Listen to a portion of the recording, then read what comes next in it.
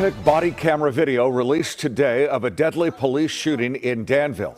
Today, the Contra Costa County District Attorney filed charges against the same officer for another deadly shooting that happened 3 years ago.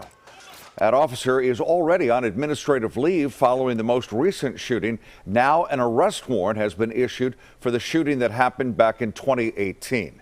Good evening, everyone. I'm Frank Somerville.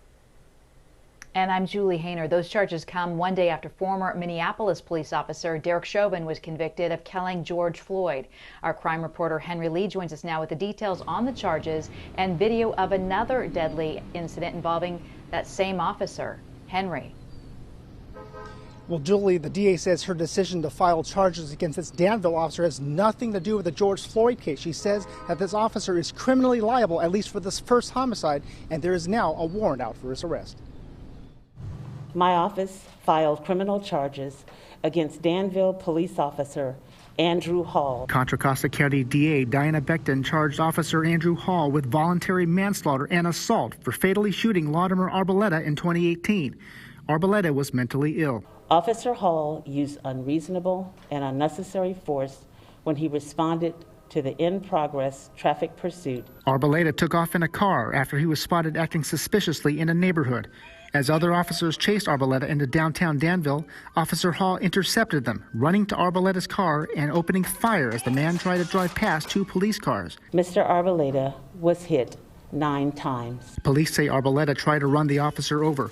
The DA disagreed and said Hall's tactics were flawed and illegal. The unnecessary death of Mr. Arboleda underscores the need for law enforcement personnel to better understand those who are suffering from mental illness. Last month, the same officer shot and killed Tyrell Wilson, who was homeless and mentally ill.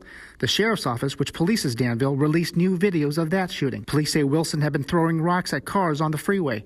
They say he was verbally combative with Hall while armed with a knife.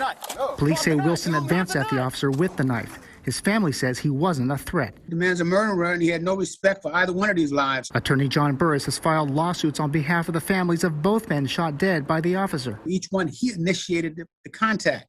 He's the one that created the confrontation, if there is one. That's not good policing, poor policing. Our hope is that moving forward from this incident, we will be able to build a better methodology in handling these issues with our community.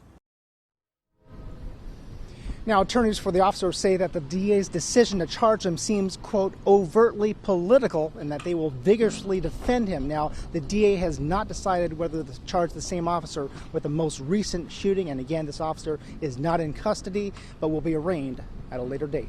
Reporting live in Martinez, Henry Lee, KTVU, Fox 2 News. All right, Henry, thank you.